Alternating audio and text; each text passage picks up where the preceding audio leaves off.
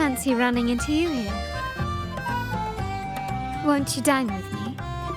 Ms. Margarita asked me to sample her newest pizza, but my goodness, these portions.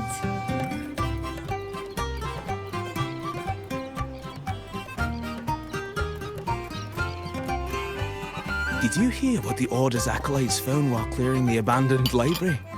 A manuscript of a poem with an accompanying music sheet.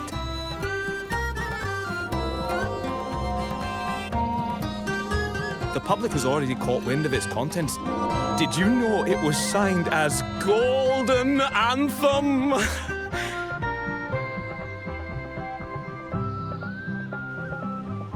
They say it was their last work, written aboard the Pilgrim's Sail. I reckon the original finder fished it out the sea and put it in the library, not knowing what it was. Shh, quiet. They're criminals. You best not mention them in public.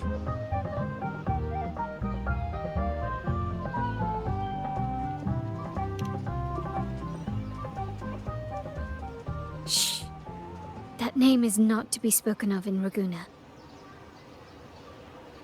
Simply put, the Golden Anthem was once a renowned poets' society. Their 3 members were once the Sentinel's cantors, but the Order banished them for insulting the divinity. Allegedly, their pilgrim sail caught fire and none on board survived, and thus their last known work disappeared. Well, since the manuscript is no longer secret, how does the tune sound? Give me a second. Let me think.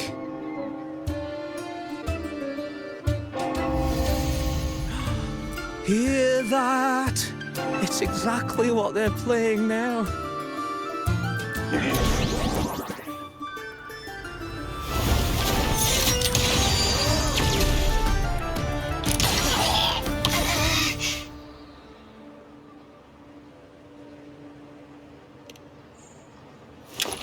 Well, it would appear they were possessed by daemons, just as this very article suggests.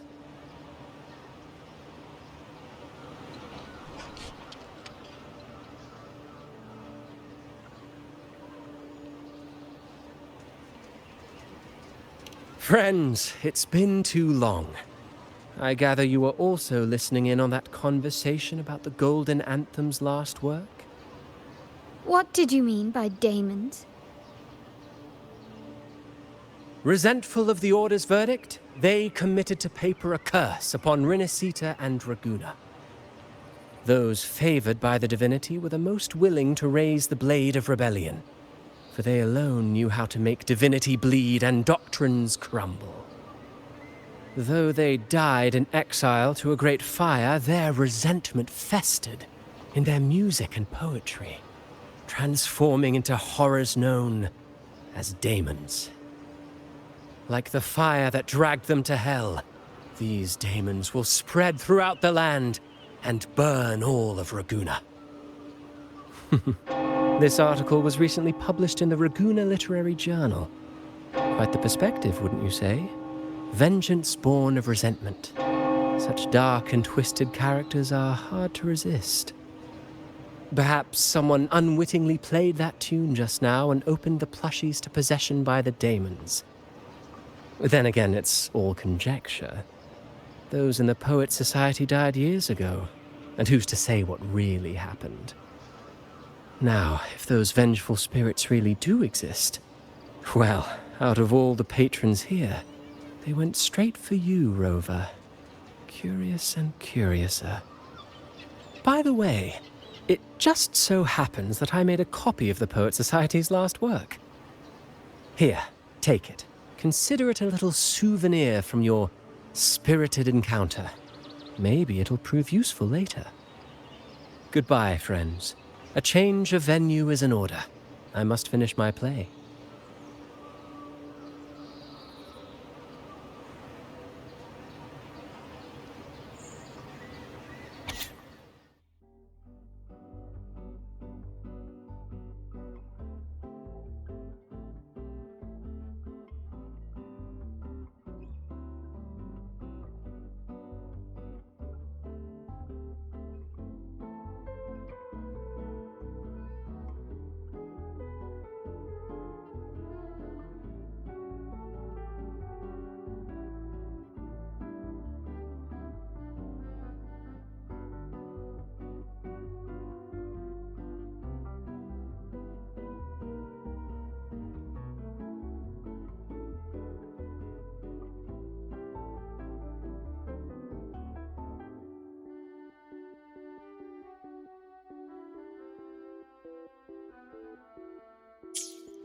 Like the fire that dragged them to hell, these daemons will spread throughout the land and burn all of Raguna.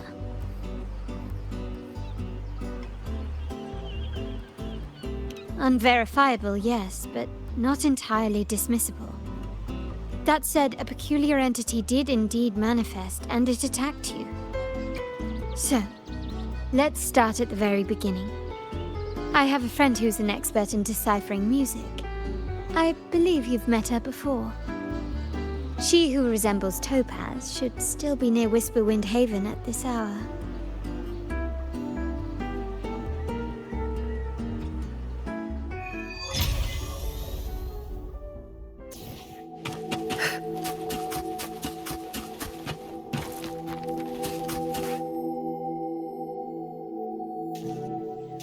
In her world, poetry and music hold equal sway.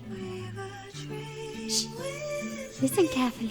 On the tapestry of times, strum my strings for the endless dance of time. To fly is not to flee, but to journey towards the dreams. All the hopes will set us free from doubts and fears deep within. Let the sunrise gild our wings, let the twilight soothe our Follow the song to find the her. skyward forever wild and free.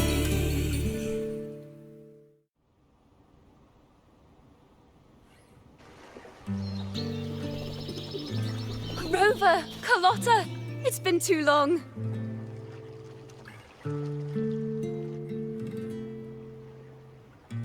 You really must adore that song.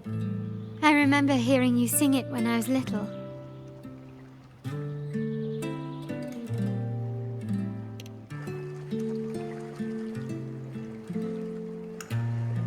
When I was a child, whenever I passed by Ciaccona's house, I'd always hear music drifting from the courtyard.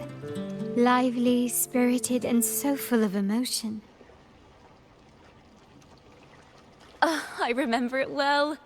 Those two guards of yours were like giants from Septimont. Easily 200 pounds of pure muscle. Back then, Ciaccona's family conducted the Order's choir.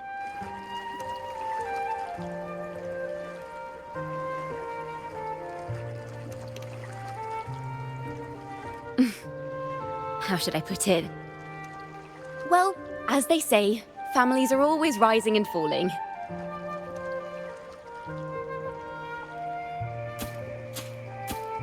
But a song is a song, whether sung in a grand hall or beneath the open sky. As for family matters, let the past stay where it belongs.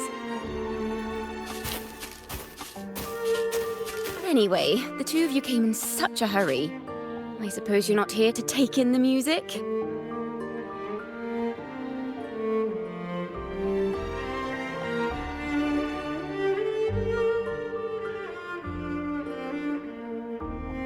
Oh, so you eavesdropped on a man rambling on in C3 Sharp, and then, poof, out pops a monster.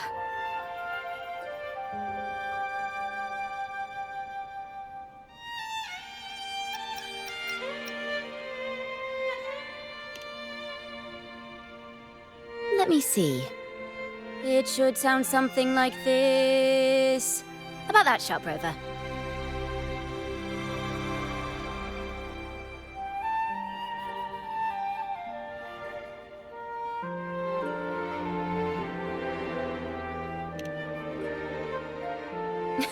I know, right?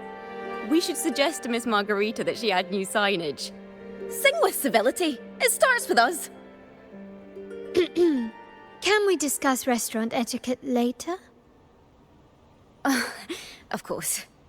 But I still need to know what kind of music could possibly have the power to conjure up those monsters of yours.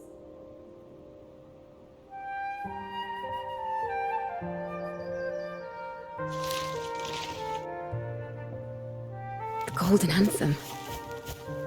That name should never be spoken. They're criminals. To conspire with them is to risk banishment at sea. Or worse.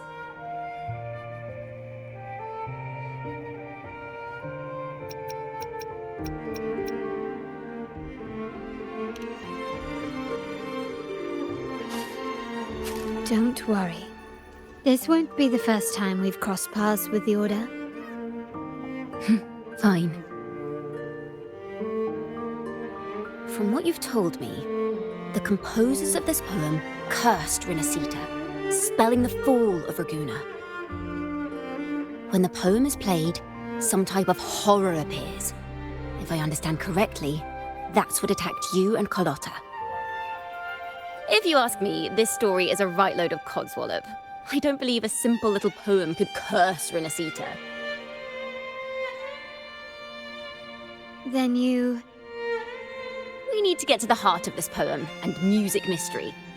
Let me join you. I can't resist a good adventure.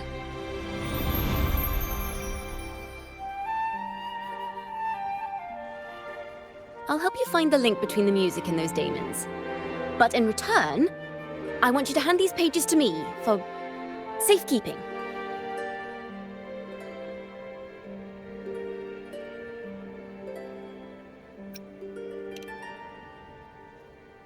Then we have a deal. Since you believe this music summons them, how about we test it for ourselves?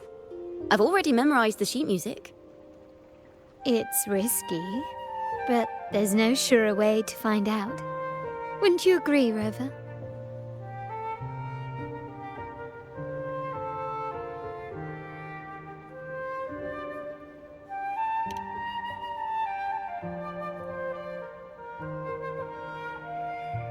The final work of poets banished to distant seas and condemned to death. What, I wonder, did the verses forged in flames truly sing of?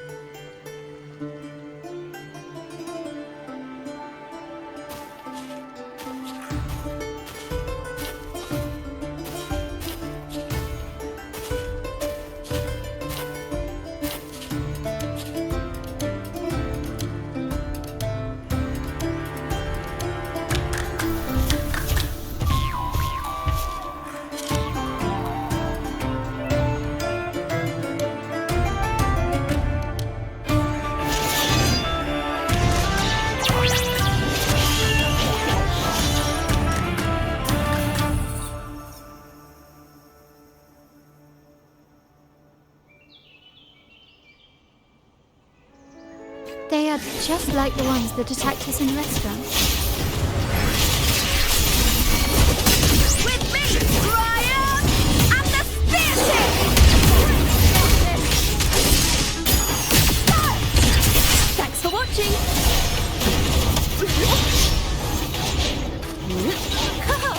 Solo time! Glory is upon us! The cycle of corruption.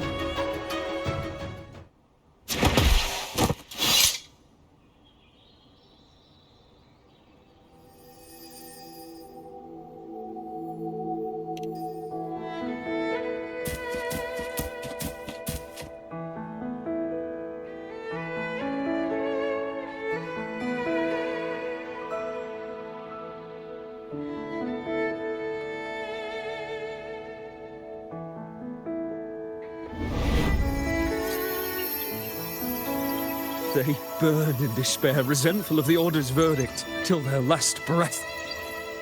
Their last work is nothing but a curse upon us all. With our bodies to fuel the fire, the ensuing furnace shall forge Ragusa's true gold. Is it saying Ragusa will burn to the ground?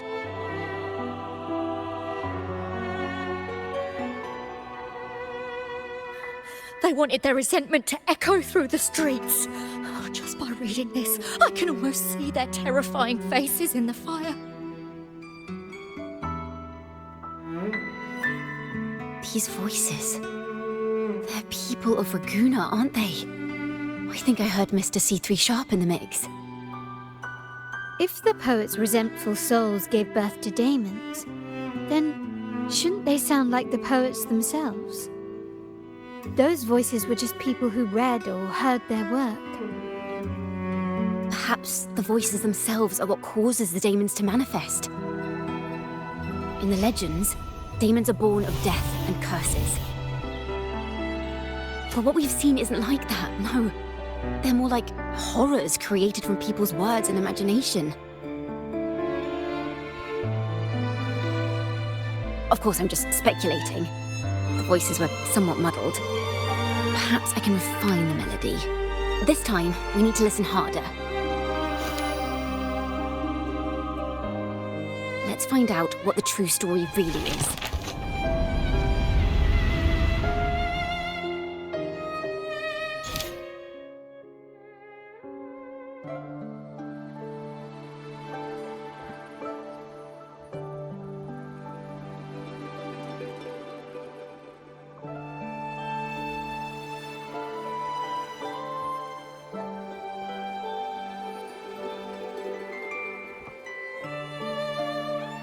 This is a realm created from melodies. Music can transcend space and time to bring memories and stories to life.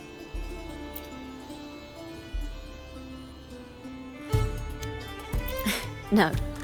Normally, you can't perceive the frequencies in a melody. But that manuscript lets you see the world as I do. That part with the daemons should be right here. They burn in despair, resentful of the Order's verdict, till their last breath. Their last work is nothing but a curse upon us all. It's the same as what we heard before. But now I see something. A balance scale with a crowd of people standing on one of the pans. What are they weighing? The two sides of the scale represent differing perspectives. Once a work is made public, its meaning no longer belongs to its creator alone. It is shaped by the interpretations of its readers. Perhaps it was a simple poem at first, nothing more. But then that article claimed it was a curse upon Ragusa.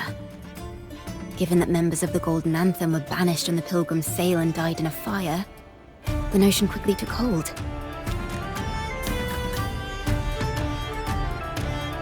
No one knew exactly what happened, so they filled in the gaps with their imaginations. With motive and a complete story. Perhaps that's all it took for a lie to become the truth. Each time someone plays their last work, it summons daemons. This is the Golden Anthem's revenge and curse upon Ragusa. Still, words and imagination alone cannot bring something into existence.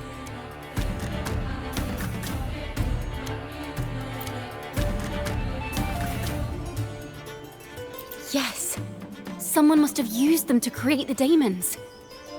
What if the mastermind pulling the strings from the shadows is the author of that article? Daemons are bound to their creator, so it might not be a coincidence you felt them target you at the restaurant. There could be a connection between you and this mastermind. Or perhaps they have their own reasons for wanting to see you silenced.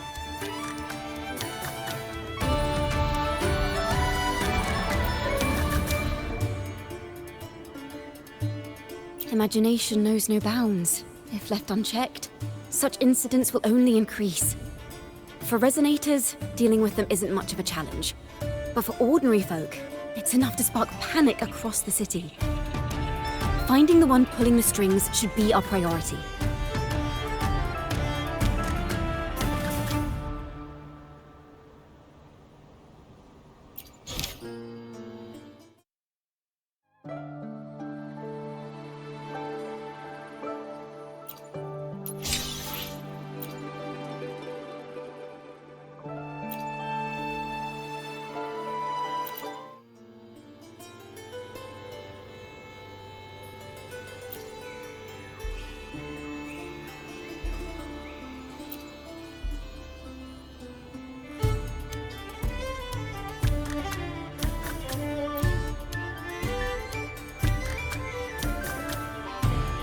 If the daemons are born from the public's imagination, then things will shift once we catch whoever is responsible for starting this in the first place. This mastermind has gone to great lengths to twist the facts, stirring fear and turning it into resentment. Maybe an attempt to cover up certain stories about the Poet Society. He must be tied to them somehow. If we can learn more about the Golden Anthem, we might be one step closer to catching him.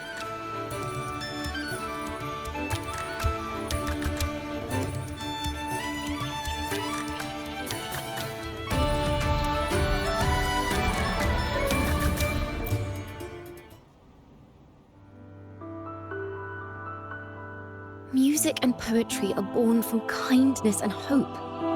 Yet now they've been twisted to create these monstrosities. Whoever is behind this won't just sit back and watch. The thought of confronting them is already inspiring me to write a ballad. What should I call it? Which instruments would fit? Our enemy hides in the dark, while we remain in the light.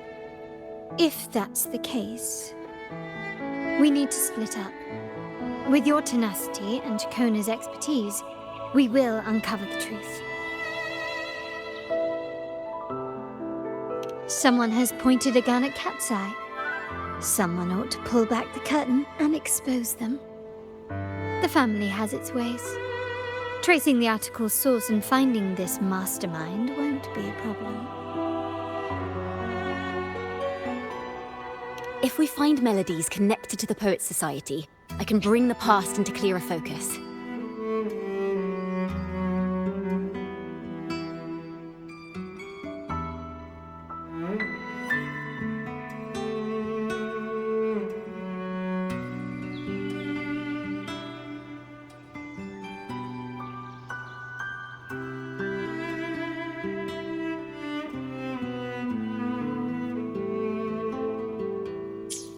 I've got it, Rover! I know a place where they've definitely left their mark.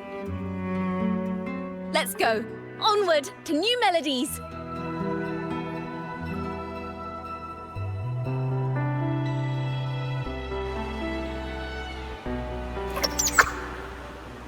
I really admire the wind. It's free to go anywhere without restraint. If only it could carry my poems into the hands of everyone across the world.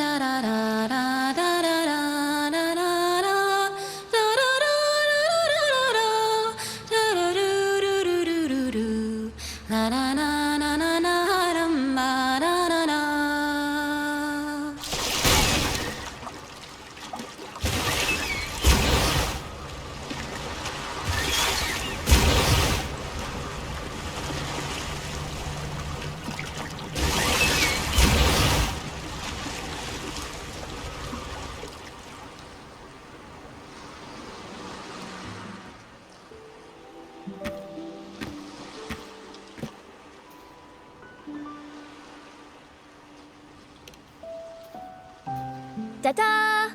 Welcome to Requiem Paradise.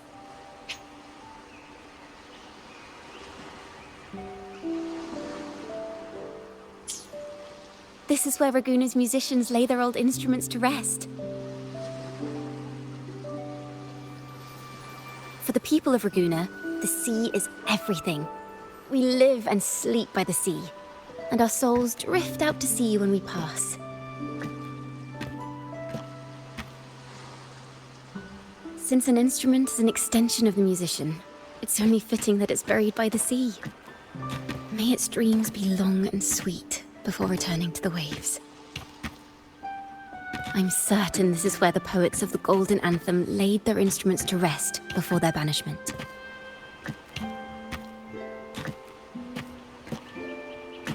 What's wrong? You seem troubled.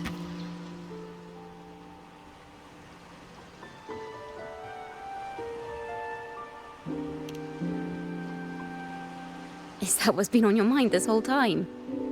I say, if the answers aren't coming, let it all go and clear your mind. To be honest, I haven't found any leads either. But worry not. This is what we bards call a bottleneck. Once, I spent 3 days just trying to find the right words to describe a tree. Couldn't do it. Not one word.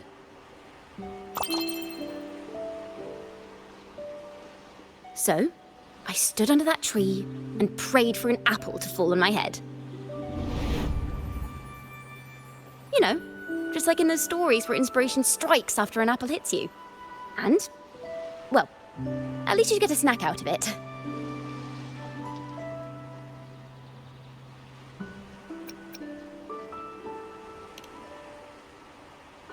Sadly, the apples weren't ripe and none fell.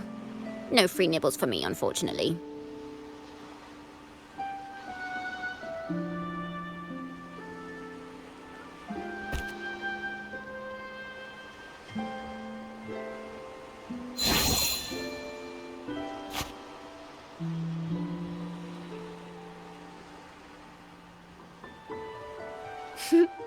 Try it.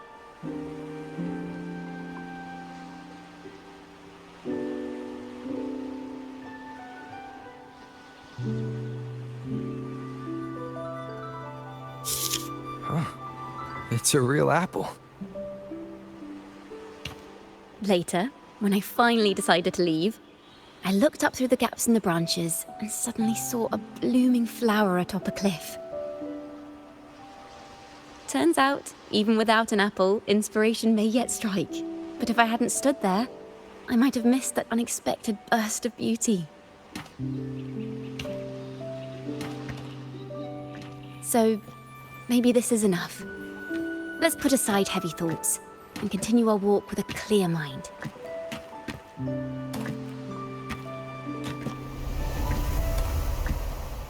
I'm starting to understand why Carlotta calls you Topaz. Is that so? But I'm nowhere near as dazzling as the sun. If anything, I'd rather be like Icarus in the story. Soaring freely in the sky, even if it means falling in the end.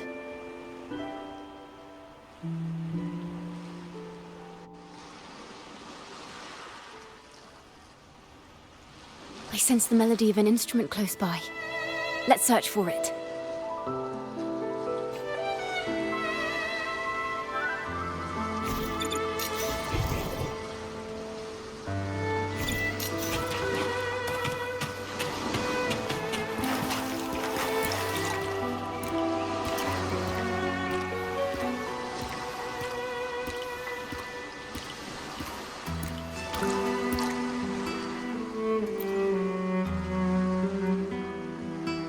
Flute, but it sounds sharp and harsh. If this were a performance, I'd say it's trying to finish as quickly as possible, barely giving the notes a chance to breathe.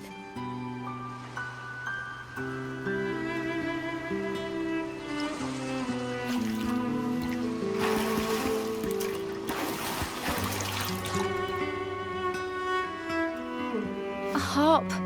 It's in excellent condition, but its tone is flat and dull. Let's keep it for now and see if there are any other instruments nearby.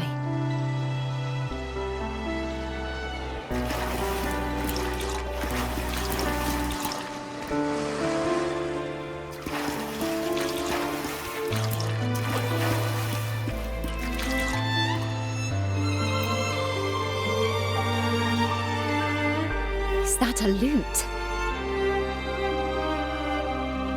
Its echoes are faint. Perhaps because it's been abandoned longer than the previous two. I'll need some time to decipher it. Wait. The sound may be weak, but there's an undeniable strength to it.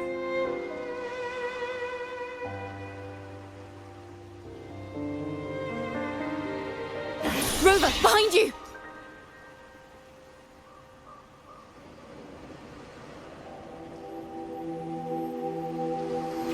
This lute likely belonged to a member of the Poets Society. Which is to say, it holds the melodies they left behind.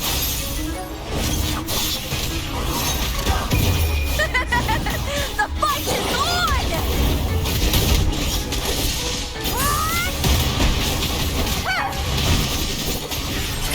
Stay global. Leave it to me. grave. The timbre also matches. I believe this lute is exactly what we've been looking for. Sometimes, even when the instruments are the same, the performer's mood can change the entire sound. For example, this lute doesn't seek to boast. It speaks softly, like a traveller sharing a story over tea in the warmth of an afternoon. The true purpose of music is to express what words cannot.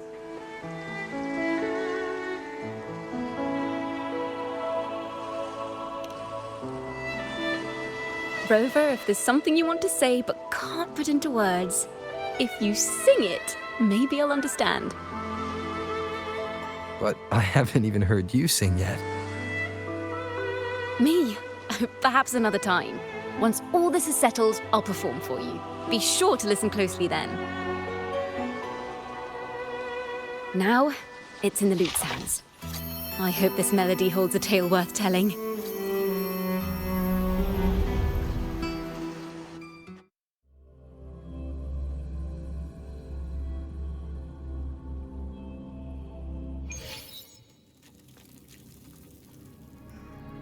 Listen, I hear something up ahead.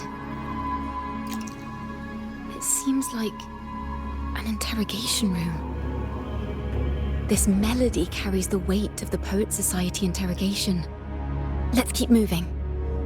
Take care with each step. The melodies left by these instruments are extremely fragile. The realm we're about to enter will appear fragmented. We may find ourselves straddling vast rifts in time and space. A single misstep could draw us into other melodies, leaving us lost within them.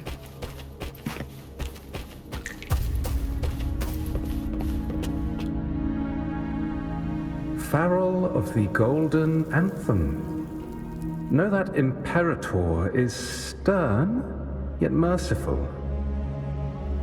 The Codex teaches us that those whose sins are cleansed by the sea shall remain blessed by the sea.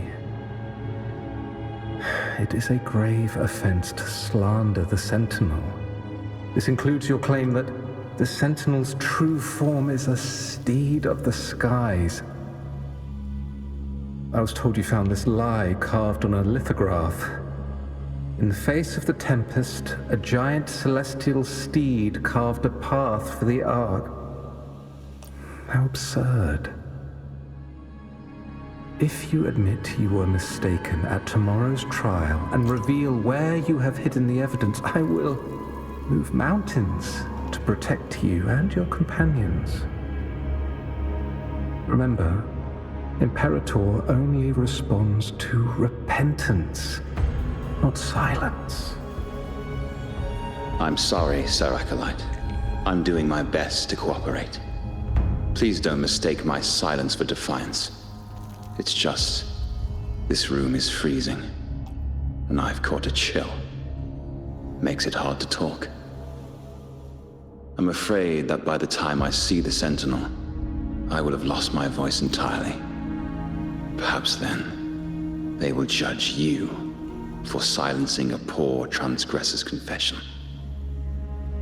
As long as you repent and help us destroy those blasphemous poems and songs, the Sentinel shall show mercy. You are a wise man. I trust you will make the right choice.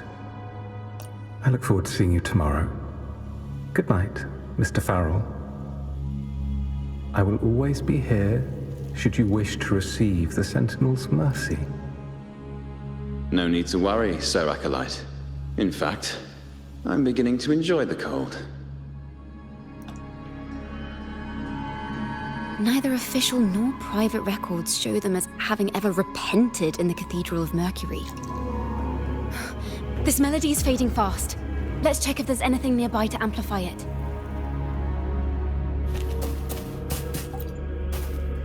Farrell's gone mad. He ought to have hidden the truth in our secret study. Why would he slip this dangerous knowledge into his poems and hand them out to children. We ought to have buried the truth. Buried the truth. It just occurred to me. Is that our mastermind's true aim? Not only to bury the past, but also to silence those who know the truth. Like you. To that end, he stirs panic to deepen Ragonese prejudice against the Poet Society, using this opportunity to create monsters born from our words. Words and music are weapons without form.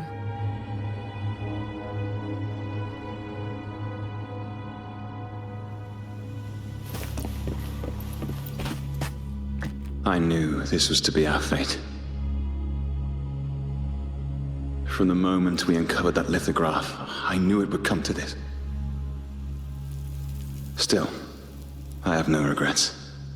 But if the Sentinel's true form is a flying steed, what does that make the Imperator we've pledged our faith to? All this time, we've been living nothing but a lie. The Order's stance is that the Poet Society concealed blasphemous works, yet the Order themselves concealed the lithograph's existence. What were they afraid of?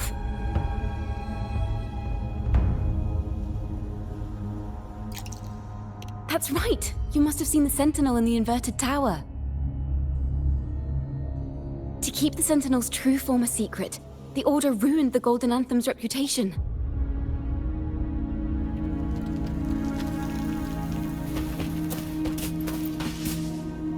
I understand what Farrell was trying to do. We're not adventurers or mighty resonators.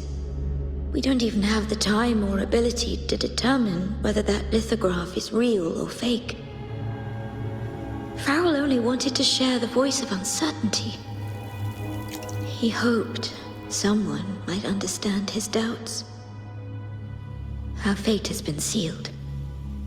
All we can do now is choose what we believe and carry what we hope to be the truth to our graves. They don't sound like they're full of hatred at all. If anything, they appear to have anticipated what would happen. During the interrogation, they kept their composure and did not offer fierce resistance. In fact, they even showed sympathy for the interrogator. Everything seems to revolve around the Order. Could they be the ultimate mastermind behind this? We don't know that for certain. But at least we now know the Poet Society would never place a curse on Raguna. The melody is fading faster now and becoming unstable. We should leave. We can continue our discussion later.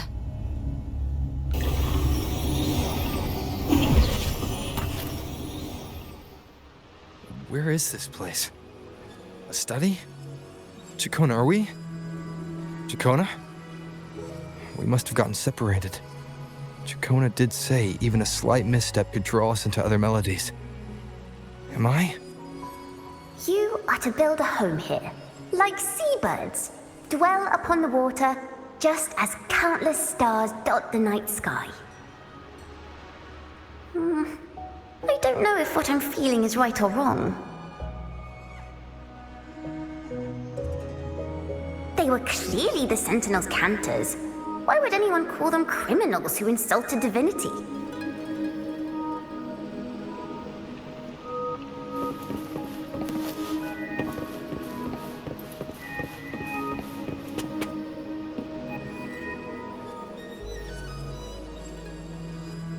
This is a poem I've never seen before.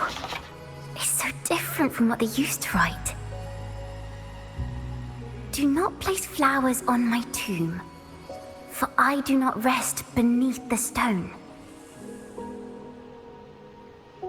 I am the sea wind at Raguna's walls. I am a dawn that breaks through thorns.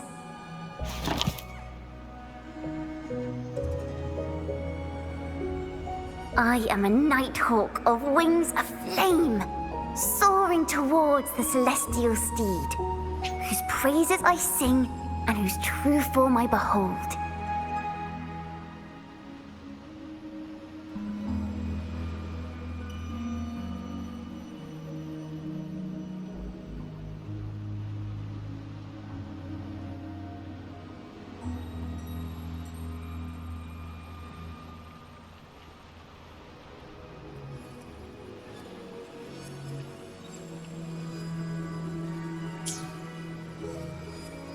flame, celestial steed, true form I behold.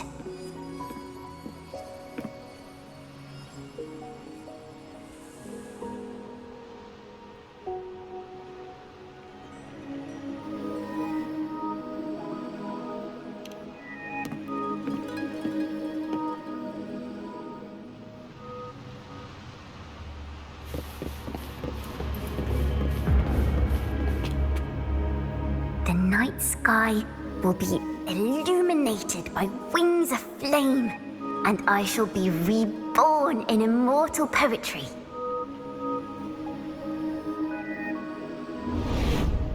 Because they cannot banish the truth, the Order of the Deep instead banished us to the sea. Our thirst for truth is why we were cast out. No matter what, remember this. The truth will always exist. And the truth is gold that is unafraid of the fiercest of flames.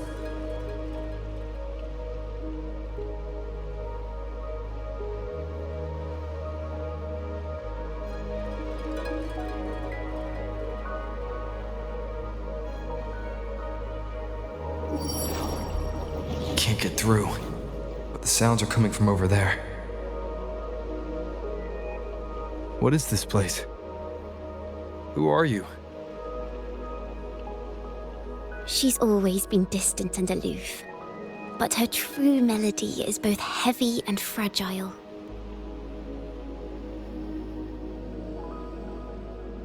Ciaccona toccata. As long as you still draw breath, lift your eyes and look. With this poem, your life is eternal.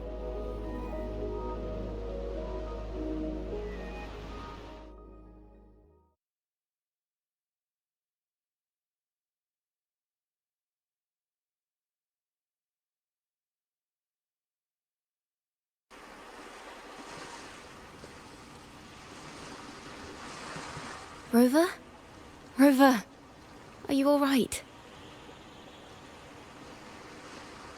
Finally, I got you out of there.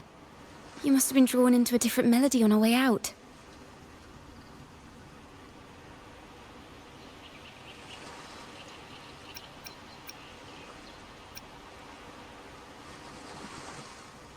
I just walked into his study and ran into a strange little girl. She seemed quite taken with the Poet Society's work. She mentioned a name. Ciaccona toccata. I see. I don't know who you met, but Toccata is my family name. As I said before, for family matters, let the past stay where it belongs. Just call me Ciaccona. We don't need to overcomplicate things.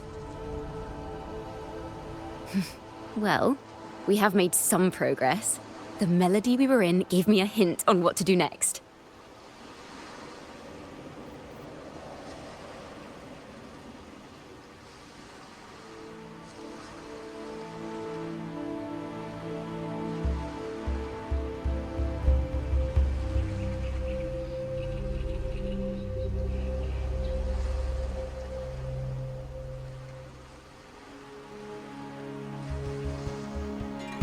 Yes, seeing as they banished the Golden Anthem, we might find more clues in the Cathedral of Mercury.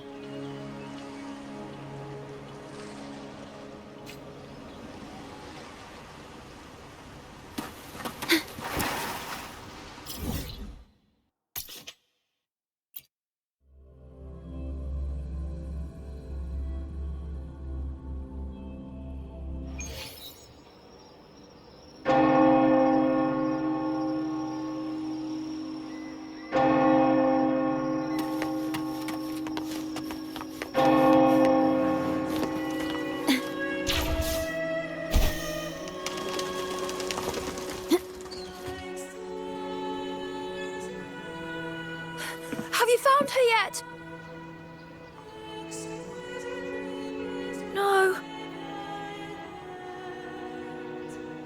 She's not here either. Oh, Greetings, brother and sister. Might I ask, have you seen someone dressed like us who likes to walk with her head down? No. Razor doesn't like walking with her head down. She must have gotten into some trouble. Thank you for the compliment, sir. These are our ceremonial robes. We're rehearsing hymns to sing at the ceremony. Racer is our lead chorister. We took a break from rehearsing to play hide and seek, but when the time ran out, we couldn't find her. Maybe she got mad at us because we sang badly. She hasn't smiled at us much since rehearsal started. Can you tell your big sister here what hymn you're rehearsing? The teacher says it's a hymn to honor the brave knights and the sentinel's guidance. But Razor says the hymn was written by a bunch of criminals.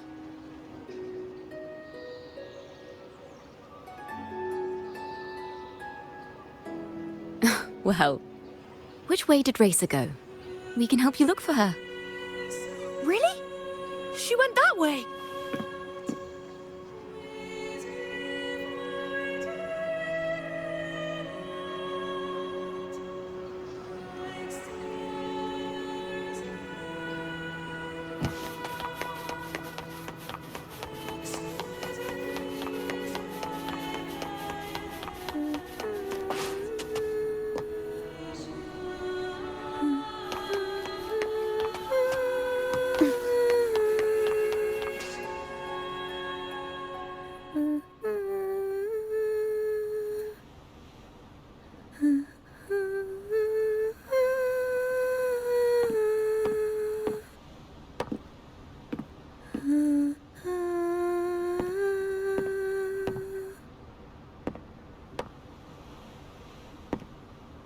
Such a beautiful voice, isn't it?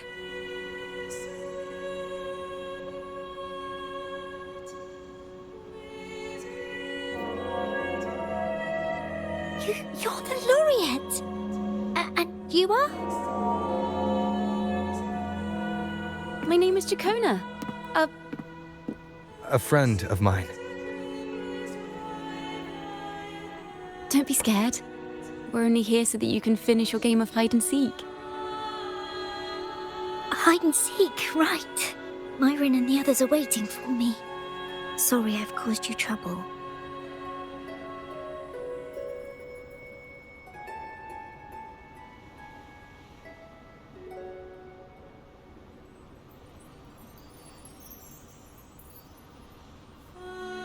How about a little chat first? Something's troubling you. I can tell. What? Of course not. The ceremony is coming up, and the choir still has so much to rehearse. I'm fine.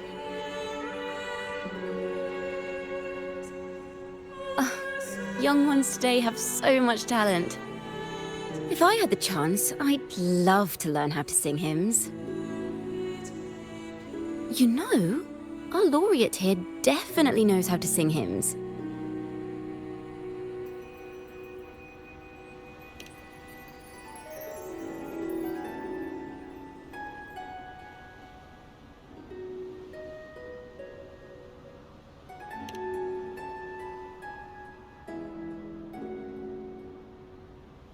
It's just... Before the performance, the choir has to listen to the same music, recite the same lyrics, and do the same rehearsals every day. What's more, the hymn we're practicing, it was composed by bad people. Teacher calls them heretic poets. Myron and the others never complain. They're always eager to sing praises to the Sentinel on stage. But now their dreams are all dashed because of me. Myron, Patero, and Shear's voices are in perfect harmony, but I can never keep up. And I don't like this hymn. Myron and the others are too young to realize that heresy is a grave offense, but I know.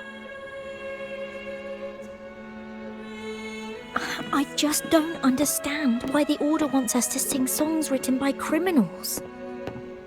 The more I thought about it, the more out of rhythm I became. In the end, I could barely sing at all.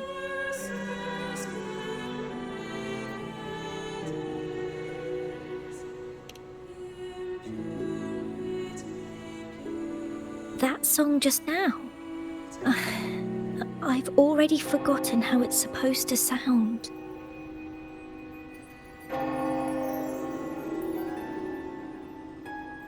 Well, what do you think a hymn should sound like? A hymn, as the books state, is a song of praise for the sentinel who leads the lost to the abundant lands.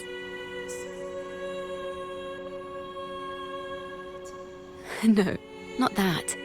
I mean, how does it make you feel? Try to remember what you were feeling when you were singing alone in the corner just now. I didn't want to hold everyone back, and I really wanted to help everyone have a great performance at the ceremony. Then hold on to that feeling. Let's rehearse again. You don't have anyone sitting in on your rehearsals, do you? No. Well then, the laureate and I will be the first to hear you perform.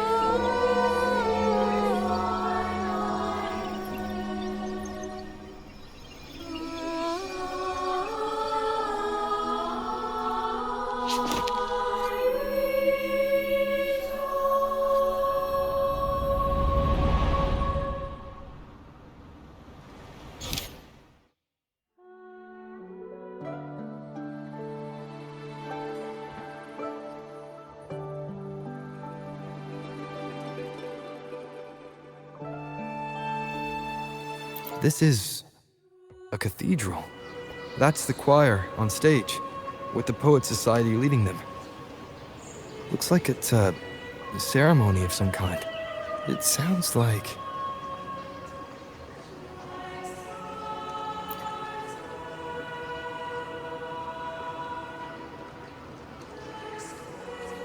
On the surface, yes. The Order certainly upheld Raguna's prosperity and stability. The poets, praised for their songs to honor the Sentinel, earned the Order's favor. Despite their banishment, their works still serve the Order's cause today. But this, my friend, doesn't strike the right chord we need to follow. Simply knowing the Order once stood with the poets doesn't reveal the true reason behind their banishment.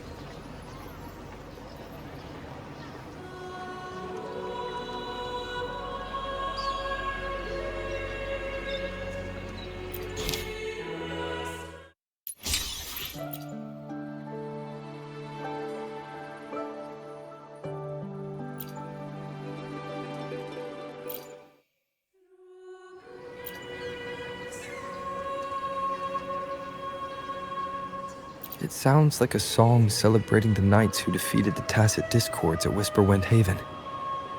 Wait, someone's approaching the stage. Degenerates! Arrogant hypocrites, every last one of you! You have no idea what happened! Not at all! Has the Order reduced our sacrifices to mere tales to be told over tea? The Sentinel's blessing! Where were you when we fought the Tacit Discords at Whisperwind Haven? Where were any of you? Where was the Sentinel? We didn't fight for the Sentinel or for the damned Order. We fought for ourselves. You're nothing but hypocrites. This is madness! Who is this madman? Someone remove him from here immediately! Do not be deceived. All knights who rode into that battle wielded swords sanctified by the Order. They fought in the name of divinity.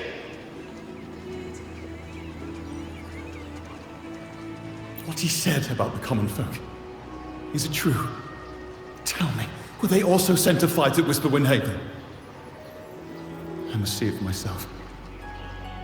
What a mess. I suppose this incident is what changed the Poet Society.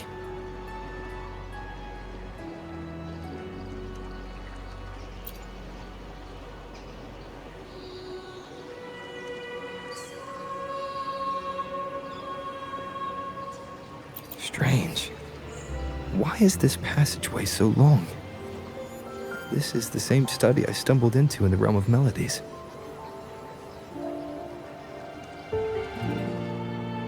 Afternoon tea! Yes, please. Your tea and biscuits, miss. I'll reapply the medicine once you've finished. Next time, no more climbing walls. Understood? It wasn't just for fun. I was trying to...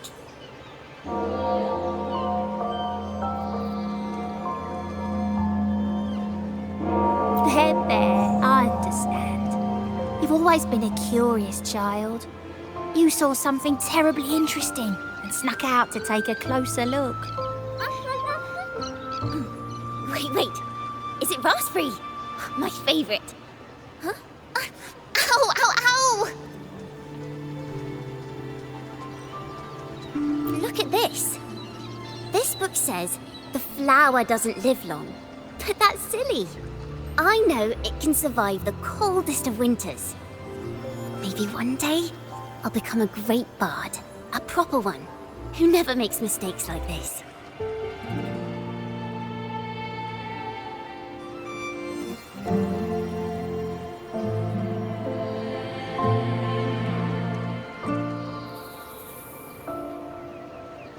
Miss, this study is a secret. You must never tell a soul. I understand. But I've always wondered, why do people say they're guilty? There are so many interesting poems and songs here. Why won't Father let me see them? Oh, you'll understand when you're older, miss.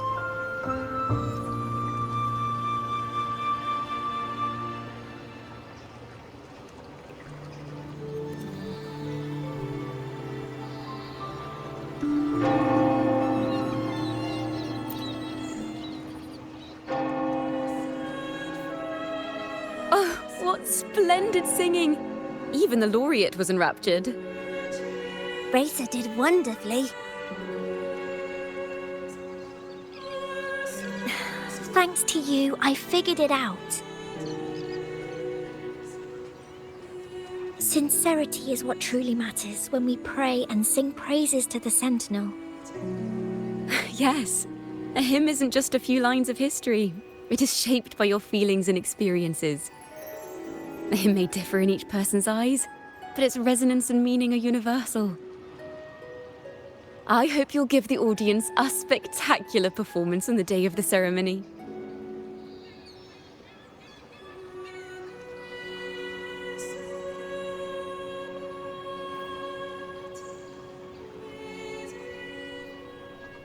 So, what did you see in Razor's melody? The Poet Society was criticized for glorifying the knights over the common folk during one of their hymn performances. Their assumptions were challenged, so they traveled to the knights' encampment at Whisperwind Haven to verify the truth for themselves. This incident may have been the turning point for the Poet Society. Did you find any other clues?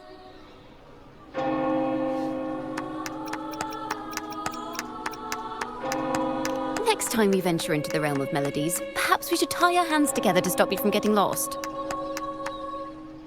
If the Order's choir is pointing us to Whisperwind Haven, then that's where we'll find more clues. Let's go.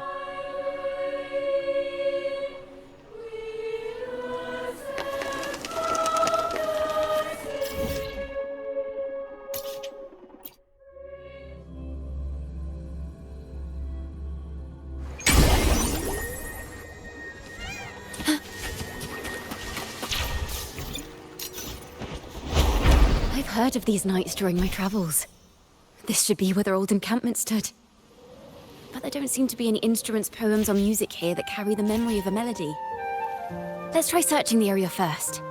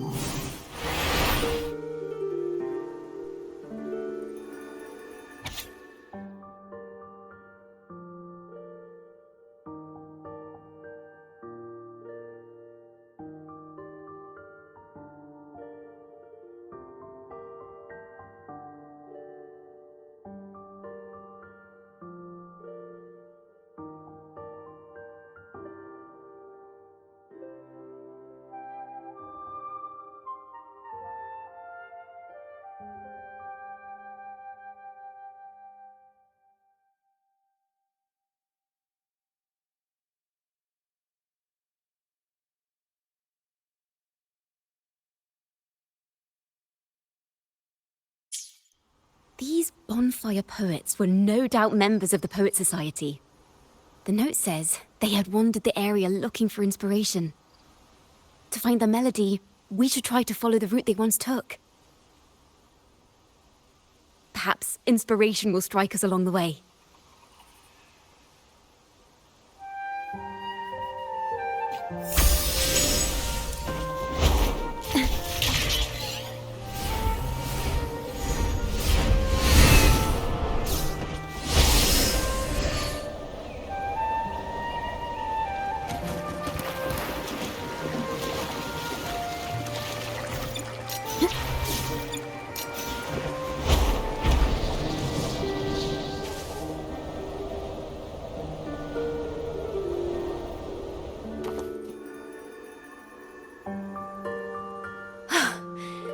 This was the last stop on their route.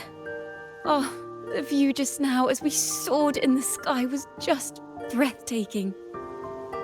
What is it? Has anything come to mind? Oh, yes. How did I miss that? The wind is the finest recorder of melodies. It rises from the primal, churning endlessly, echoing in our ears without end. I believe the melodies left by the Poet Society were witnessed by the wind, and it will carry them to us. Playing a tune, of course. I want to capture the mood they must have felt when they were here. I'm curious as to what they left behind.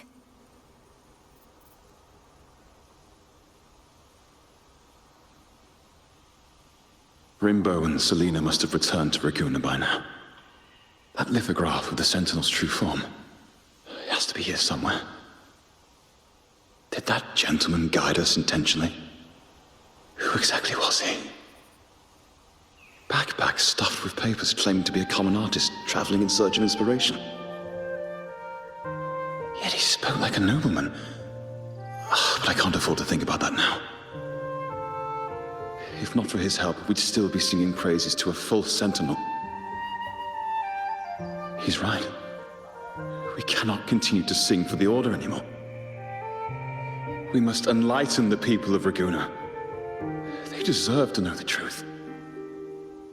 The Knights of the Order defend only the Order's interests, and so the time has come for us to become knights for the people of Raguna.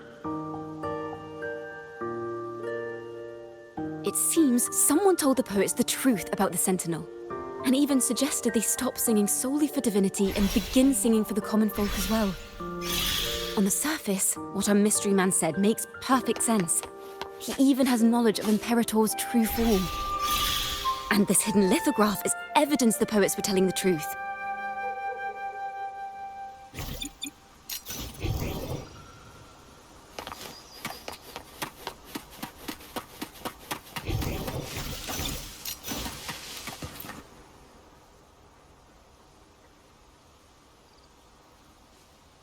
Is this form of the Sentinel the same as the one you saw at Avenolium?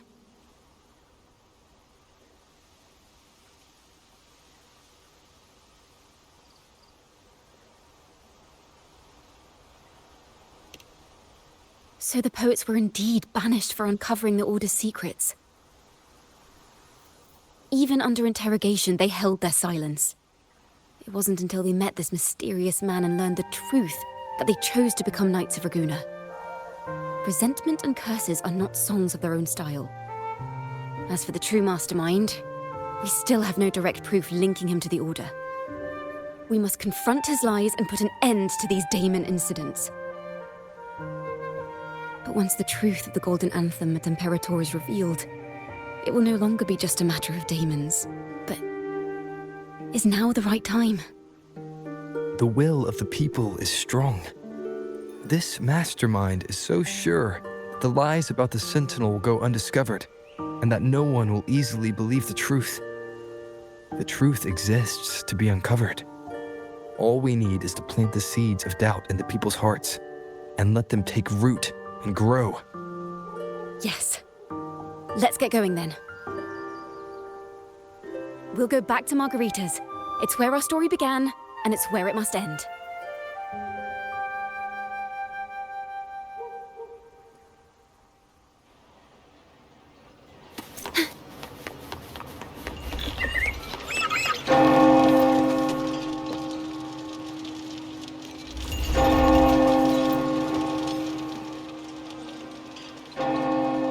Miss Margarita!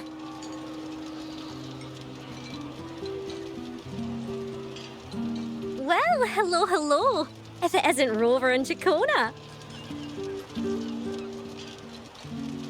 Oh, Miss Ciaccona is a regular around here, you know. I've even asked her to perform a few times.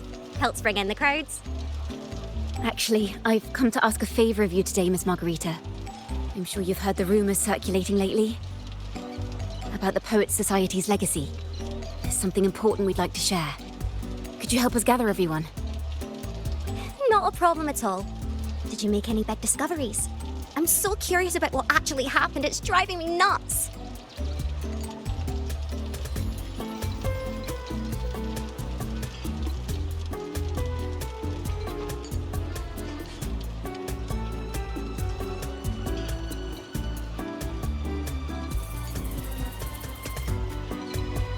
Rover, we'll begin when you're ready.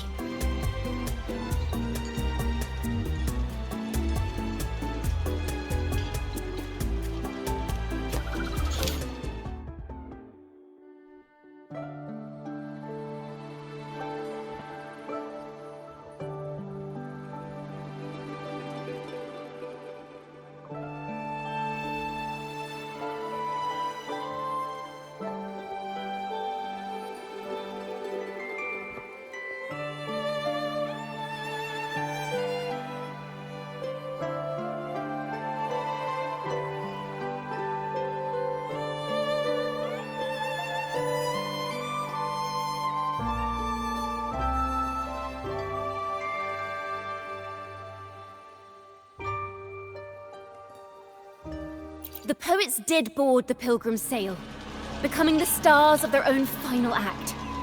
We all know how that tale ended. A great fire consumed the ship, dragging it to icy depths, and the poets of the Golden Anthem with it. But hear this. Banishment did not breed hatred in their hearts for our city, and the flames did not scorch a curse into their music or poems.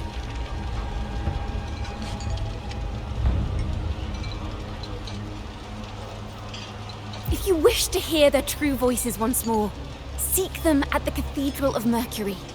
The children there still sing hymns written by the poets of the Golden Anthem. And yet, not a single daemon has appeared. Even as those poets faced their end.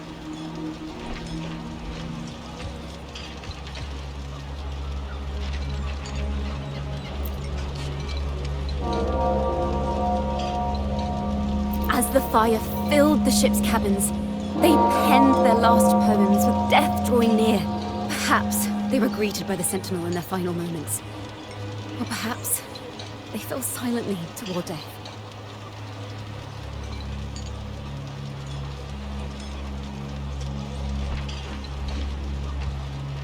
If the poets truly meant to curse Raguna, why would they write such obscure poems? Why not simply leave their works behind in Raguna? No. Their last words were hastily written as the flames closed in.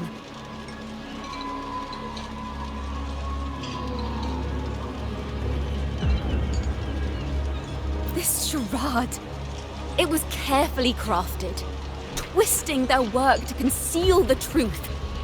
We already have... No.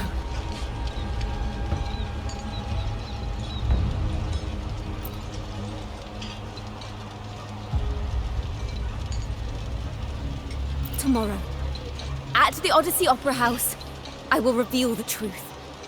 Until then, I thank you all for your patience.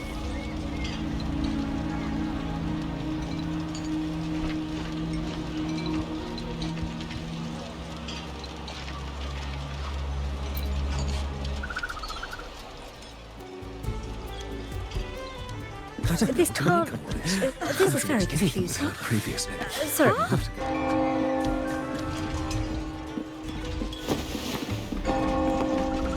Loria, is this all real? What do you mean by the truth? Did you discover something?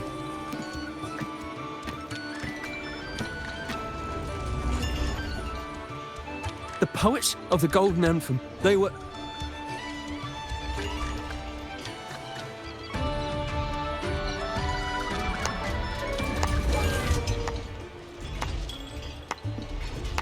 A fascinating story indeed. You've certainly piqued everyone's curiosity. The speech you made just now, you're implying the poets of the Golden Anthem were framed and their works deliberately misinterpreted. Exactly. Someone used the story of the Golden Anthem to stir the public's curiosity. This is what created the daemons. If memory serves, official records of the Order of the Deep state the poets were charged with blasphemy against the Sentinel. Surely you're not suggesting this was all the Order's doing? I dare say, such remarks would be considered a grave crime, punishable by banishment. Are you from a noble family? The city's elite have a habit of siding with the Order.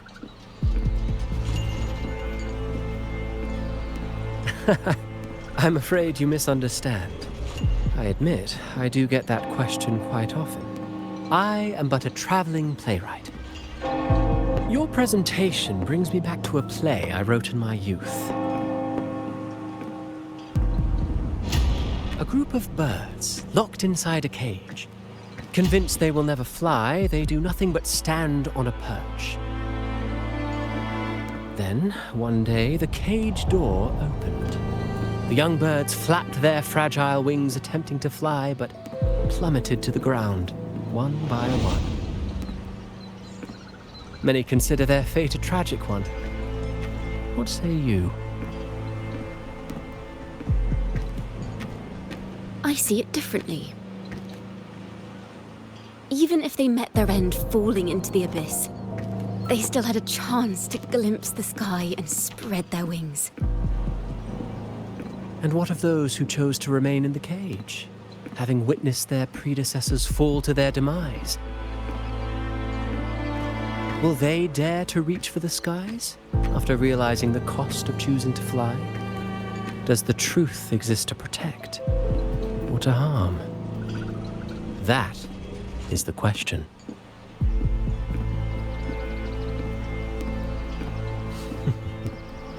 Miss Poet, I look forward to tomorrow's arrival.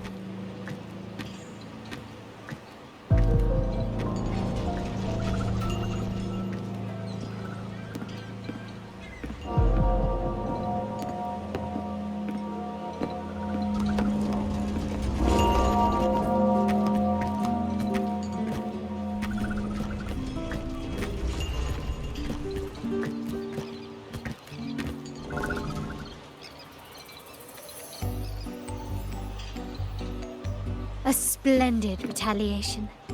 I witnessed all of your performance.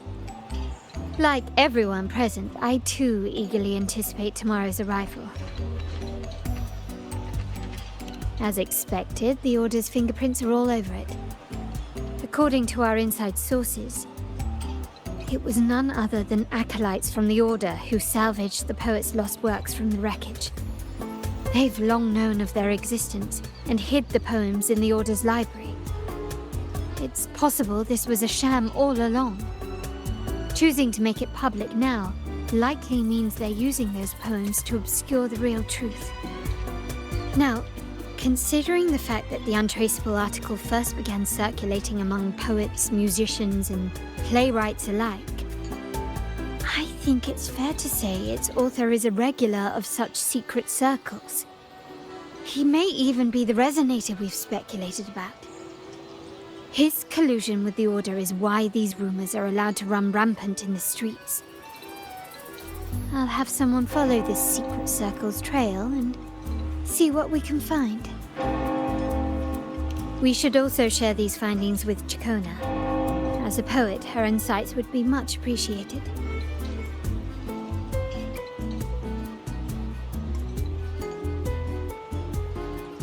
That's strange.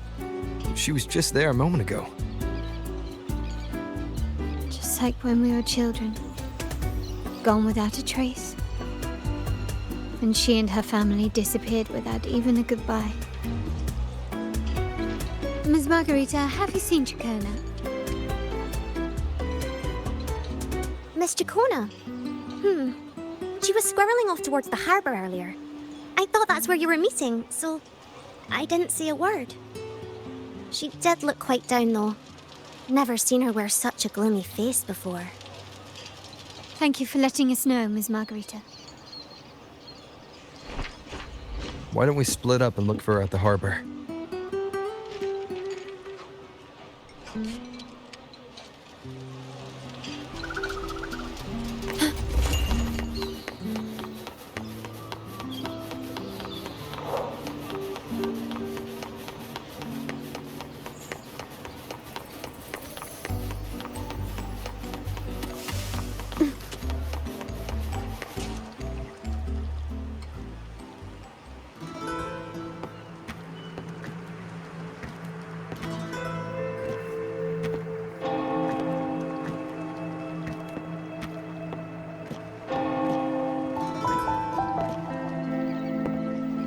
The young birds left their cage, flapping frail wings as they fell to the ground.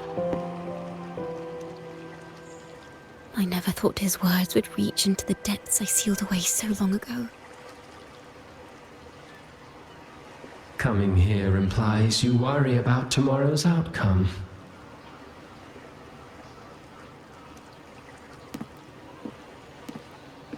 You intend to reveal the truth of the Sentinel to the public. But that revelation, it comes with a price. One you've paid before as a child. Remember?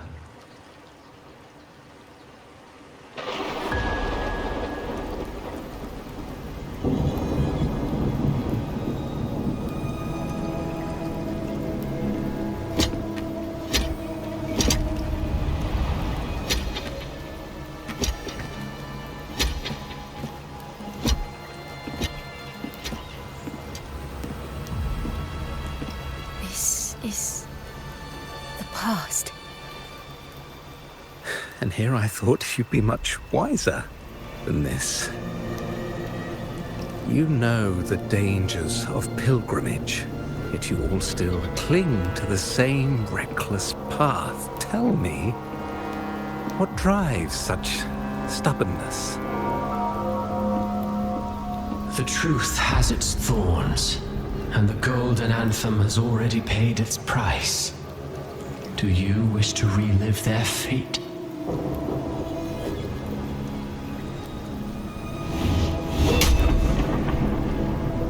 Is that what you're trying to tell me with your play? But you know nothing of how the Golden Anthem responded. Allow me to share the answer, Sir Acolyte. Do you remember the very first voice from the heavens? The one the people of Rinascita kept alive in their hearts as they built their homes on this land? Surely you've seen The Golden Bough, yes? A play where people... And? What of it? It is words and songs, We are not your enemies. What you face here is something that is hard to describe, something I call reverberation. It exists forever. You can never defeat it.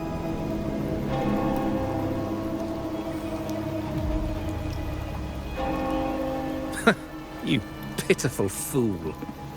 Off to the seas with that reverberation you believe in so dearly.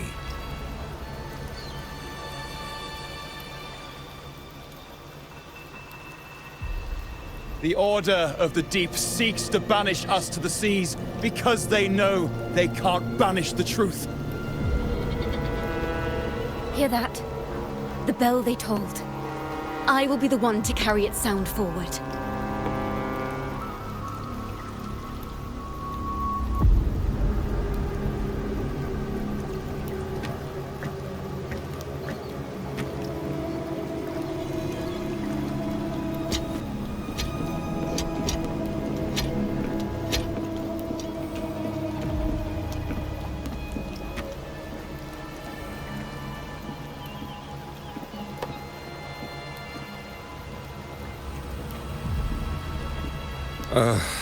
The parallels, so striking.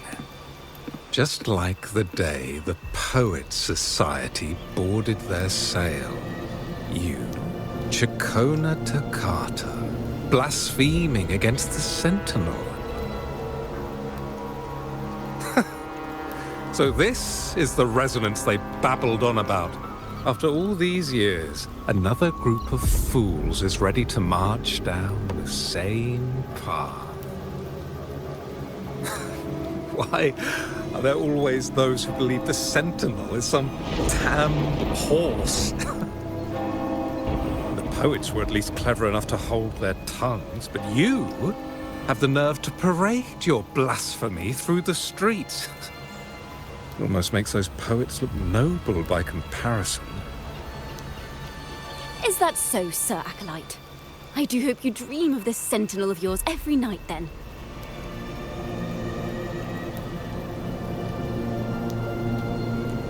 Spare me your sarcasm, you insolent bard! You're nothing but a mouthy relic, the last of what remains of your wretched family. Do you not repent for your crimes? Ah, so you've already tasted their fate, haven't you? You and your family, banished in the name of blasphemy. Such a dramatic turn of events. As cantors of the Sentinel, both the Toccata family and the Poet Society committed the same crime. Tell me, what is the connection between you and those poets? You're nothing but a figment of my imagination. None of this concerns you. It was a price we were willing to pay. We have no regrets. When I was a child, I lacked the ability to prove the Sentinel's true form. But now, with the inverted tower shifting and the prophesied laureate among us, I believe the opportunity has presented itself for the truth to be... Opportunity. Indeed. The moment of choice dawns once more. Do you intend to repeat history? This time, dragging Rover along with you, boarding the pilgrim sail and clinging to hope as the storm carries you away. Isn't this what you're afraid of? You've unraveled the hand behind it all, but the Order will never allow such truths to see the light. Rover, Miss Carlotta, and all those you've gathered along the way will be forced to bear the consequences of your quest for the truth. And perhaps even that blessed maiden whose whereabouts remain a mystery to this day. Even so, will you two still insist on stepping onto that stage tomorrow? Have you really made your choice? I look forward to the arrival of tomorrow, Miss Poet.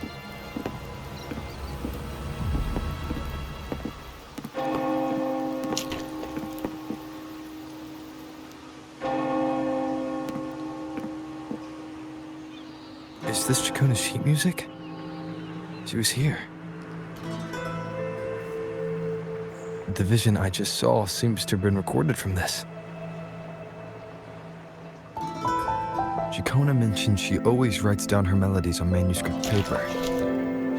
Could this be?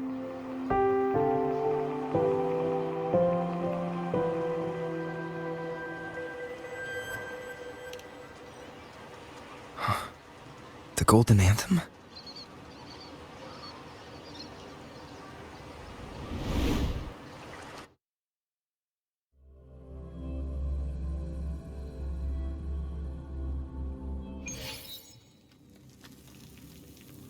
An interrogation room. Being here reminds me of the many unanswered questions still hidden within these melodies. The girl in the Poet Society's study must have been Ciaccona when she was little. What happened last time was no accident. As the performer, her own melodies got entangled in the mix. But why was she there? And why are the Takata family and the Poet Society accused of the same crime?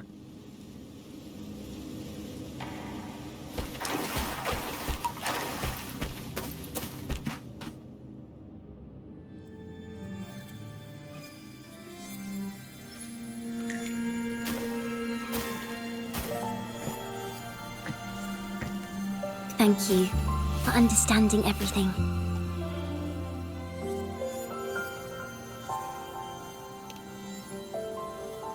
Is there anyone else here besides you?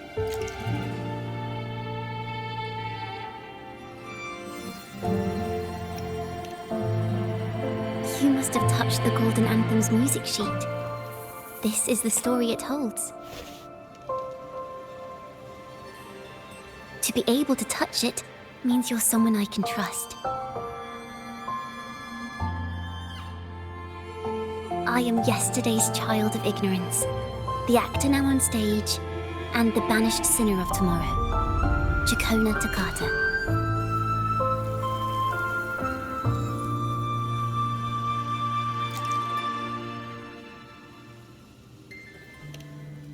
Let me tell you, the story of the Golden Anthem doesn't just belong to the Poet Society.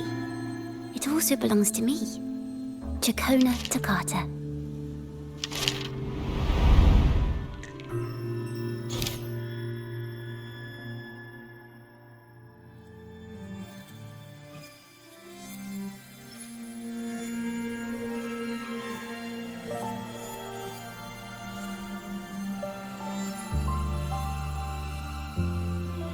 This is how it all started.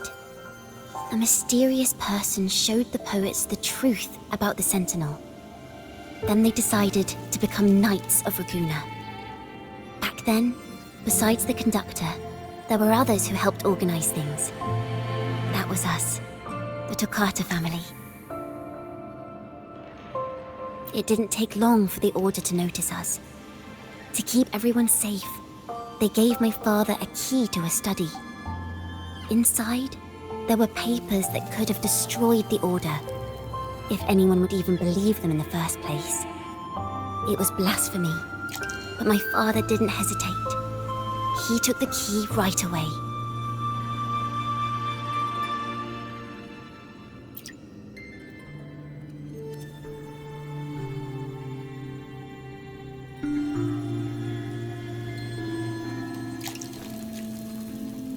As you've already seen, I was also banished. You've probably heard a lot about the pilgrims' sail from Brant. Usually, the food and water in those ships aren't enough to get the people where they need to go. Even if they made it, the cold would get them. But on that ship, the Order made sure there was nothing. No food, no water, nothing. And there were only 3 fools on board. As for the fire, the poets started it themselves.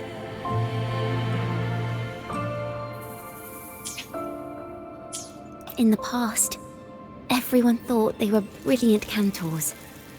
But inside, only they understood how fake and arrogant all their poems and music really were.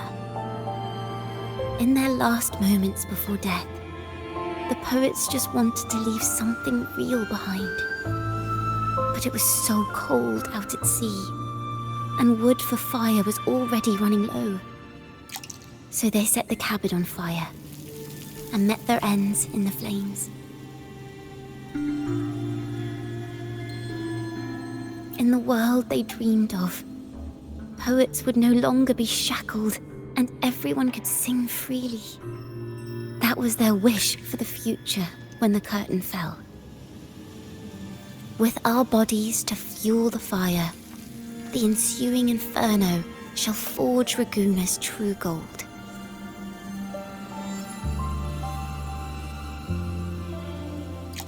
But the Order was afraid.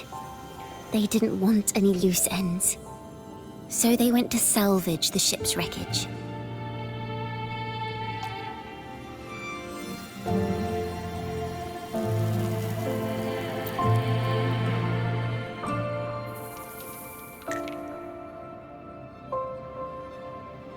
The Golden Anthem gave my father the key. At first, he wouldn't let me near it because I was too little. It wasn't until my mother, my uncle, and the rest of my family were one by one escorted onto pilgrim sails. Then, it was his turn.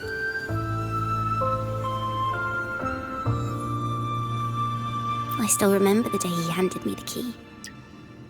The smile on his face. Don't see it as a burden, my child. Remember, true courage isn't hiding it away in your heart. Raise it like a torch, just like the sun, so it can light the way for others. Only this kind of courage can rid your father of the cowardice he showed toward you and your mother. Never forget, you are a Ciaccona.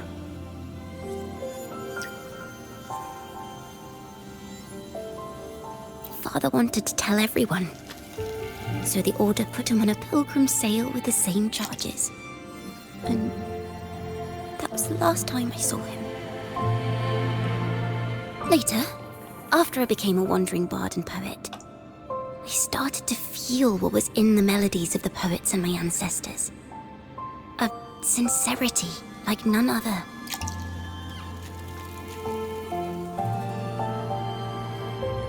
I wrote songs, weaving the stories my father and the poets discovered into musical scores.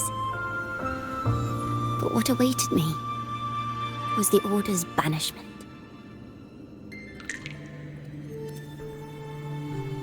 The Poets Society and our family could never prove whether the Sentinel's form is really that of a celestial steed. All we could do was hold on to our suspicions and the possible truth, waiting for someone to prove it. Now, that someone has come.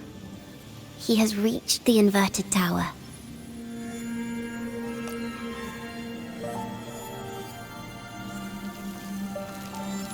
Now, I have that choice again. Do I reveal the truth? Always worrying about my next meal, wandering from place to place, being chased by acolytes. I'm used to it.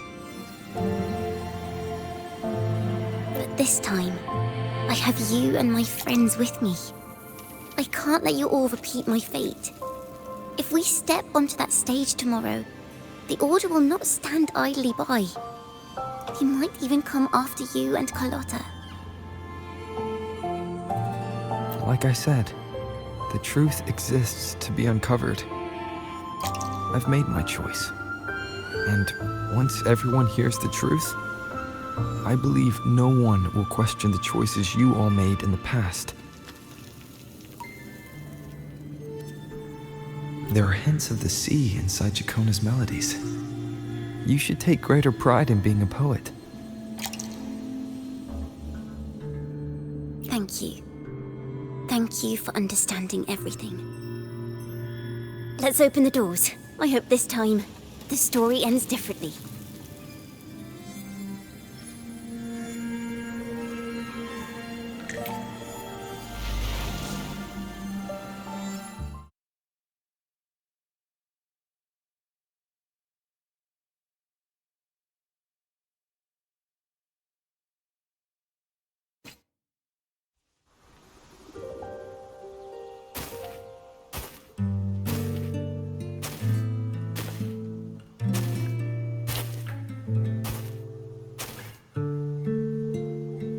this song. It's the one she performed last time. The melody is the same, but why does it sound so sad this time?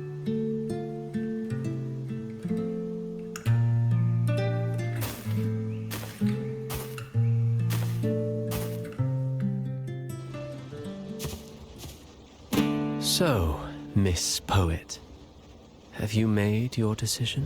This is a poem I've never seen before. It's so different from what they used to write. Do not place flowers on my tomb, for I do not rest beneath the stone.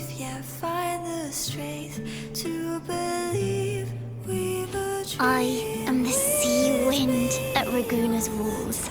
I am a dawn that breaks through thorns. I am a nighthawk of wings of flame, soaring towards the celestial steed, whose praises I sing and whose true form I behold. I know what you're thinking. You're worried I might end up on the same path you did. Go on. All the hopes will set us free from doubts and fears deep within. Let the sunrise gild our wings, let the twilight soothe our skin. Follow your heart. I'll be with you till the end.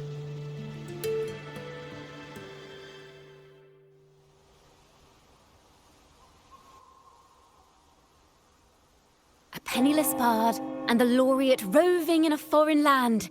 Together, we rise up against the order of the deep itself. But as long as the seeds of doubt are planted, the kindling in Raguna will eventually ignite to forge its true gold. There! Now how's that for a story worth telling? Ah! Speaking of which, have you ever read that novel? It's about a knight on a quest to challenge a giant in the name of justice. The knight is also accompanied by a squire. Time after time, they throw themselves at the seemingly invincible giant. I am no Montelli, acolyte of the Order of the Deep, or Knight of Raguna. But still, I shall lead the charge. Yahoo! Mount up, Sir Knight! To battle we go!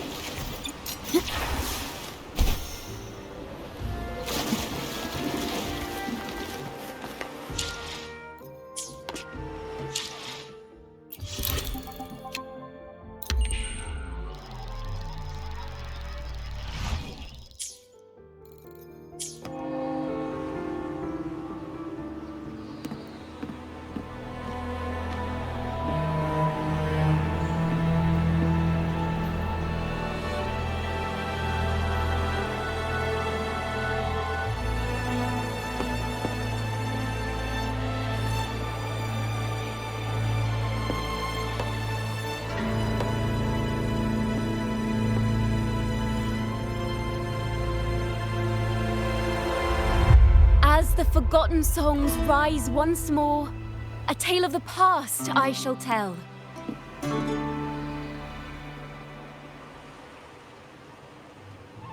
This is the story of those who were accused of blasphemy. What? They were once poets, singing songs for the divinity and the order. This is how their music became known to all.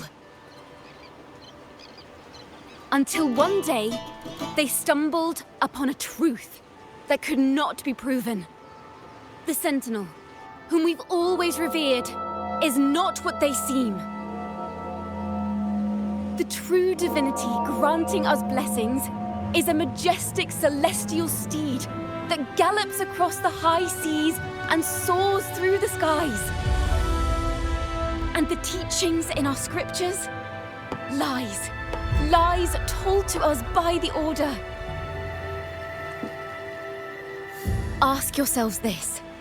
Why would Imperator, who once sent Renacita voices from the heavens, allow their people to suffer aboard those pilgrim sails? How could poets who once sang the praises of the Sentinel come to curse and resent Renacita, a land they loved so much? People of Renacita, have you ever wondered why the Order forbids us from seeing their earliest scriptures? Why did none of the fools that boarded the Pilgrim's sail ever thank the Sentinel?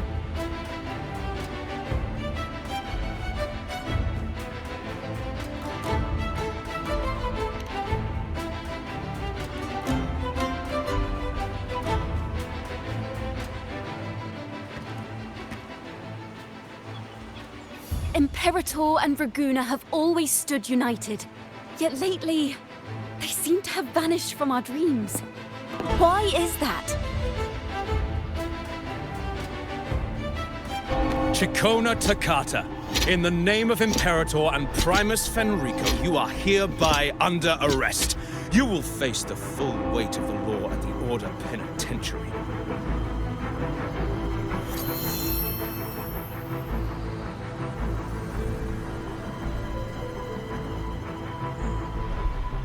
Is that so? And what are the charges this time, if I may ask? Blasphemy! Oh! The same old tricks again! Is this how the Order intends to keep the truth hidden?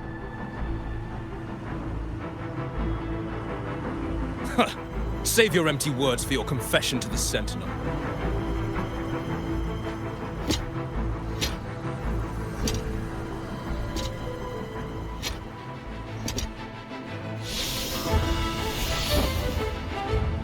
Damnation!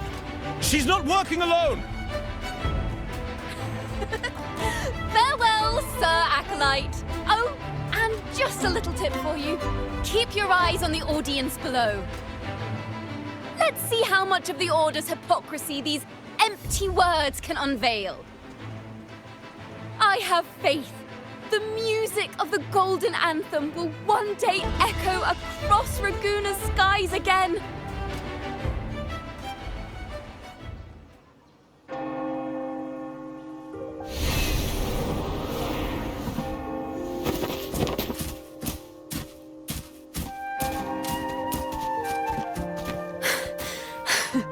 Phew.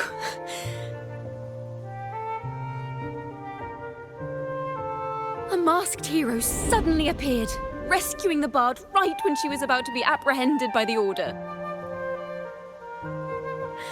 But that's a story for another time.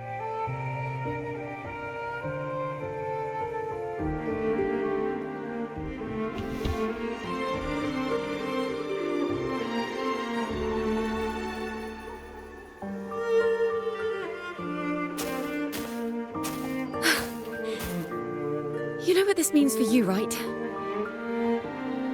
Even with a mask on, people will still recognize the laureate.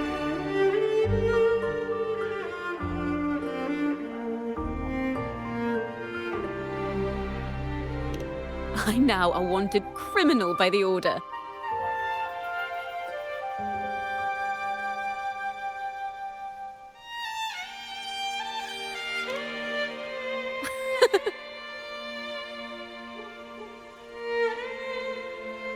Now this is what a real poet, no, wait, a real knight is supposed to be.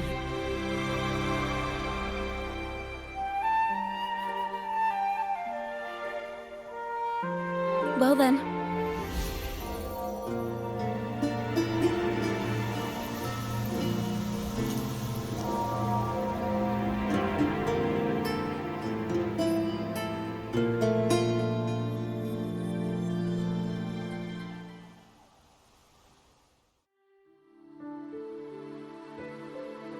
This room is our final stage. Now, it's your turn to step onto it. you will witness a different world. You arrogant hypocrites! Led by curiosity and wonder, you step forward. I am the gentle sea breeze, sweeping through Whisperwind Haven and towards Raguna's high walls. Well, have you decided on your answer? I look forward to the public trial. Perhaps our fates are not so different after all. It is time, sinner against the Sentinel. But you... I will continue to sing. As long as there are those who breathe and see. My eternal summer will never fade.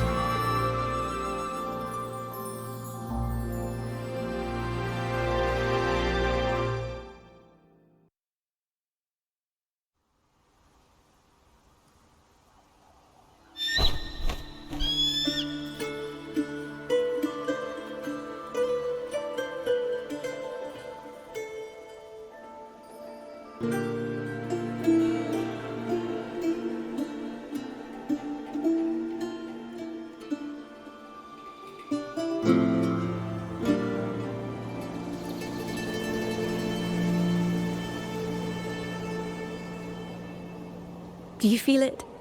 The breeze from Whisperwind Haven. You can even catch the faint scent of wet grass. Next thing you know, maybe an apple will fall on our heads. Or maybe a big grey wolf will leap out and chase a squirrel down a rabbit hole.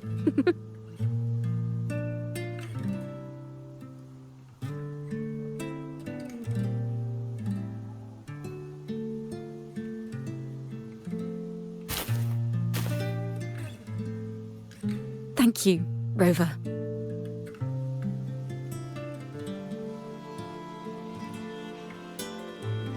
I don't have the Blessed Maiden's miracles, nor the powers of a hero.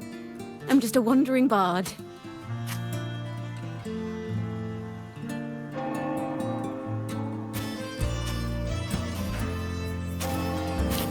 The only thing I can offer is to immortalize this moment. I will carry all the stories about you with me.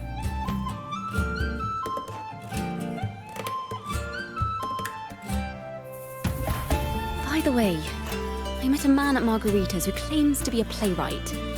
You should watch out for him.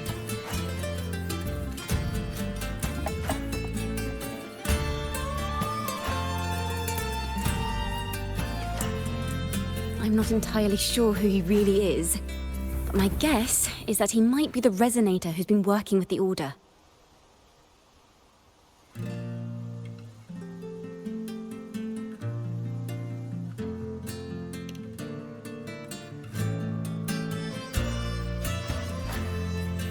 Here, you can have this music sheet. I'm heading off on a new mission.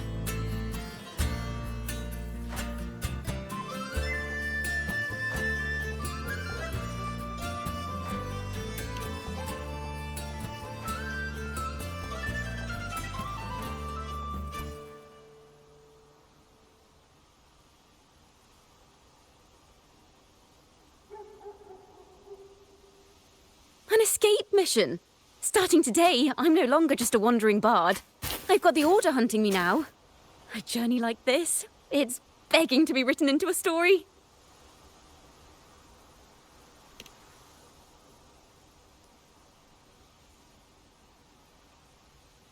Don't you worry. I still remember our promise.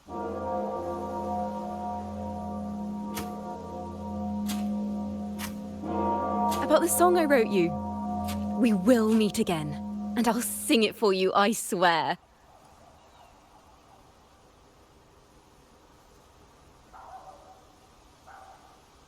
After all, we're partners in crime now.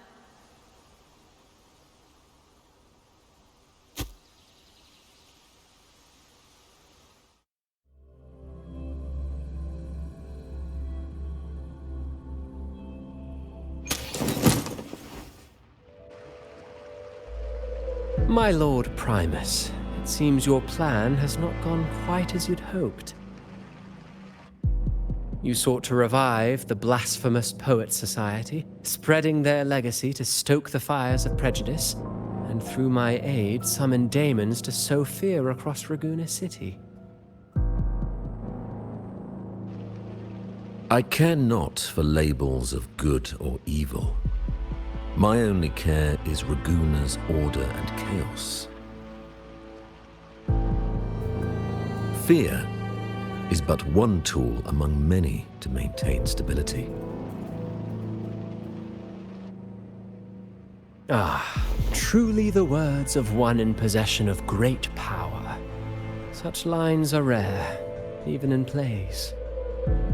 And yet, why do you seem so restless, Lord Fenrico? This is hardly the character I expected from you. Is it that foreign laureate that unsettles you so? Or perhaps that insignificant Toccata girl? Or is it something else you seek? Out of respect for our partnership, some things are better left unsaid. Of course. As you will, Lord Fenrico.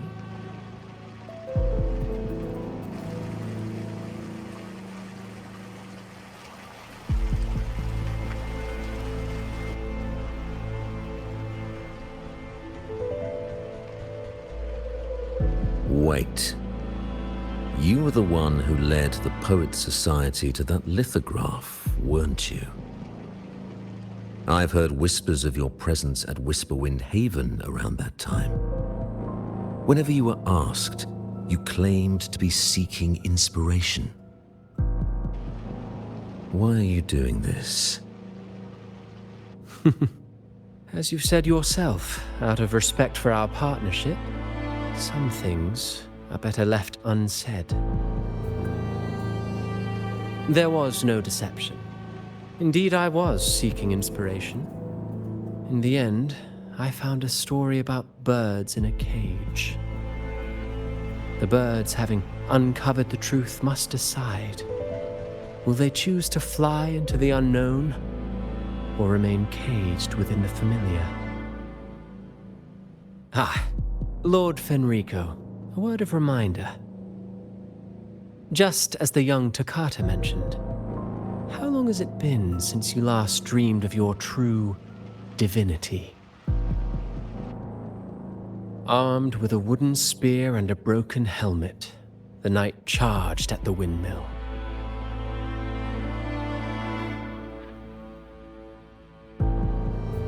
His squire, ever loyal, trailed close behind as if becoming one with the knight.